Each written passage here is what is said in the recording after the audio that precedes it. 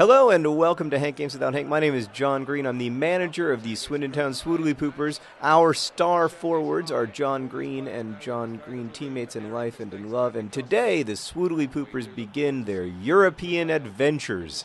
As a result of winning the FA Cup, we qualified for the Europa League, or the Euro League, as it is known in FIFA 11. And today, we are playing some team that ain't from England. And our referee is Wesley Van Gorten from the Netherlands. They would say Van Gorten. Today I'm going to talk to you about some of the new players. There's been a lot of talk about what the nickname should be for Mr. Weiss, whose name is actually, it turns out, Mr. Weiss. It depends on where you're from, I guess, whether it's a W or a V. So his name is technically, since his name is V. Weiss, his name is really Weiss Weiss. So, you know, we're going to start with Weiss and move from there. But when he scores, it is going to be, I think we're going to go twice as Weiss, or twice as Weiss. I just love twice as Weiss. You got to give it to me. It's from my childhood. Anyway, D. Fox, our new left back, his nickname, obviously, everybody agreed, should be the mother flippin', oh no, Fox. And if he ever scores, I will say his real name, which is, of course, a curse word. Oh, I did that thing that guy said he would stop watching if I ever did again. I apologize to that guy. I did learn an important tactic recently, thanks to commenters, which is that I can make my team more attacking by using the D-pad, which doesn't stand for douchepad, surprisingly. That was not a good cross, John Green. I expect better of you. So I'm doing that. We're going to have... We may not win a lot of games, but we're going to try to play an attractive brand of football for you guys in which at least one team scores a lot. And the best way to do that is to be more attacking-minded. Oh, nice. Through ball. That's pretty stuff. Oh, but it's all for naught because I act too slowly. So the reason... so we've got that. We've got twice as Weiss. We've got D. Mother Flippin' Fox, and we don't really have a nickname yet for Pettinari. I don't think I haven't seen anything that really spoke to me yet. There's been a bunch of suggestions for Mr. Wellington, our new center back, including calling him Beef Wellington, but I will remind you, we already have a player on the Swoodly Poopers with the first name Beef. I'm, of course, referring to Beef Stock. Now, do we want to have two Beefs on our team? I don't know. We have two John Greens. That's working out okay. Oh, come on. You guys are better than that.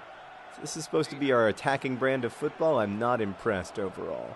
By the way, as you can see, the mother flipping Fox just... Merrick. Why'd you kick the ball out of bounds? I'm not very good at this game, guys. I apologize. But this is important to win because how we begin our European adventures is usually how we end them. And, of course, Europe is extremely important to the financial health of the club. The only reason we could afford all these fancy new players, your Wellingtons, your Foxes, was because of our success in the FA Cup and in Europe. That gave us an extra $8 million in transfer money, which we spent on those guys. So today I want to talk to you about some of the stuff that's been going on in the locker room of the Swoodly Poopers. You know, in a lot of ways, it's been a good start to the season. We have not given up a goal, amazingly. Have we given up a goal, Danica? Do you remember? I don't know. Maybe we gave up one goal, but I don't think so. I think at any rate, we've had a fantastic defensive start to the season. A lot of courageous goalkeeping from Ricardo Bunsen-Berna. But Berna, first off, Berna has never gotten along that well with anybody on the Swoodly Poopers except for Merrick. You'll recall that Berna, come on. French the lana. That was French the poor. You'll recall that Ricardo Bunsen-Berna didn't speak great English when he got to the Swoodly Poopers, and because he became best friends with Merrick, who was a selective mute, he never really learned to speak English. This has caused some friction in the locker room. I mean, it's not an issue for me because my management style doesn't really require you to listen to me, except in terms of tone. It's mostly me either being happy or yelling. I don't know enough about actual football tactics to, teach you anything. Oh, ball, John Green, you're better than that. No, hold on. Let me try to score here. Oh, ball, John Green forces the keeper into a save, but it's all for nothing. Like so much effort in this life, it comes to naught. Schmoog. So, it's caused some friction in the locker room, specifically because... Oh, and we give up a goal. To Holosko in the 45th minute. We're going to have to make some changes in the second half, including becoming... I don't know if we need to become a more attacking side yet, because obviously being an attacking side has not worked well for us. But we're gonna make some changes. Not by pressing that button. That was the wrong button. I know, you guys should be embarrassed. So we have this tense locker room because ball John Green and other John Green, I don't want to say, I mean, look, they're married, and there's a connection that comes with marriage that's complicated and not like anything else, and I get that. I'm also going to move to a 4-2-1-2-1-2-6-4. The 4-1-2, is that what it's called? No, yeah, the 4-2-1-2-1-2-5-6. That's the one I want. The one where I get to start 72 players. That would be ideal for me. French Lana is not really a central defensive midfielder, but Beefstock is. Let's see what else is going on here. We're going to have Weiss in that position. Yeah, I like the way this is lining up for us. Yes, I like everything about this new formation, except that Beefstock is terrible. Maybe Leroy Williamson will be good there. How's Leroy Williamson? What I really need is Leroy Williamson's perfect.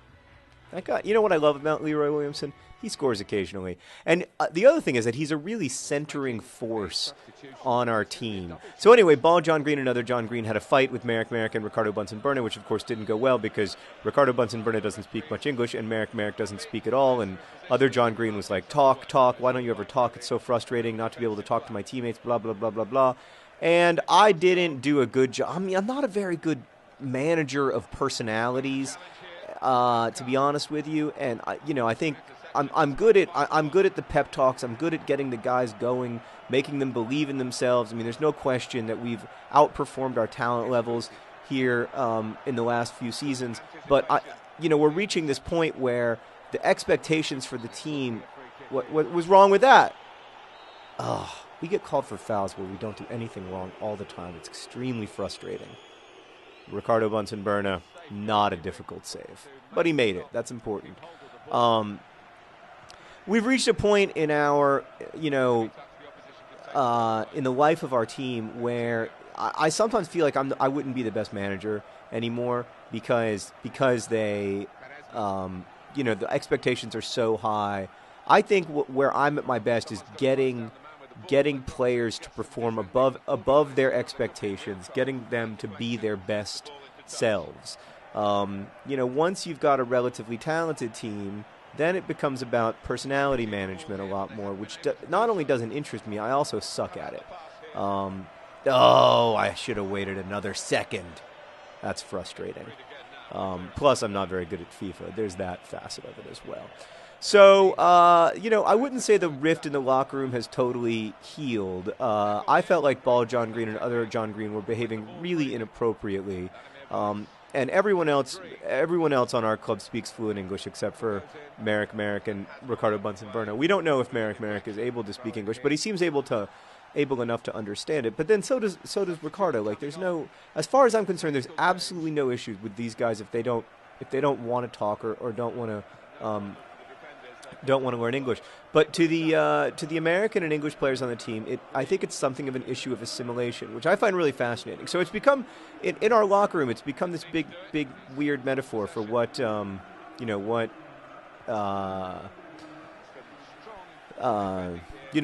nature of immigration is. And how best to assimilate into a club. And you've got to remember, I mean, Swindon Town isn't, or at least historically, isn't a terribly international team. you know, we've always been pretty focused on English and American players, just because you know they're the cheapest. So, come on, one size fits all. Show them what you got. Oh, it's all for nothing. Oh, all right. I'm going to extreme attacking now. I'm going into ultra attack mode. Ultra attack. That ultra attack doesn't seem to have worked well. Come on, get back, baby. Oh. And anyway, in all of this, Leroy Williamson has really been a centering force. He's been the one sort of who's saying, look, I get where both of you guys are coming from, but we need to be a team here. And that, I think, that's the challenge for any, look at Leroy Williamson. He's on the ball. He's on the ball. He is on the ball. You know he's going to cross it into the box, and it's going to be pretty. Nope. Nope. But that was my fault, not Leroy's. Really been a centering force. And, yeah, as have some of the sort of old school Swoodley Poopers who don't play anymore. And I think, you know, part of it is that I feel sometimes like we've lost the soul of the club when we don't have guys like Voluptuous Pericard out every day. You know, they're there with us in practice and they're on the, you know, they're training with us, but they're not playing with us every day. And, you know, you just feel sometimes like, what's the point if you can't, you know, what's the point in having sort of mid-level success if you don't love each other? That's the pleasure of being a Swindon Town Swoodley Pooper has always been that feeling of, you know, that we really care about each other. And I don't know, I feel like we've lost that a little bit in the last few weeks in this new season, and I really want to get it back. Oh, almost a 90th minute goal, but no. You know, and this is indicative of, I think, the overall malaise of the club, that you're not seeing a better performance out of these guys. But hopefully we're going to snatch a draw here, because we do like to score 90th minute goals. Oh, we almost just did, but we didn't. Life is hard. Life is hard. All right, we may get one more shot at it here, but quite possibly not. They're going to make a substitution, which is a cheap way to kill time. I'm going to try to put it in the box. Ball, John Green. Ball, John, we lose. All right, listen, I'm going to try my best to get these guys into shape, because right now we're smelling our pits in shame, and I know that's not something anybody wants to watch. So I hope to return with better news tomorrow. Thanks for watching. Best wishes.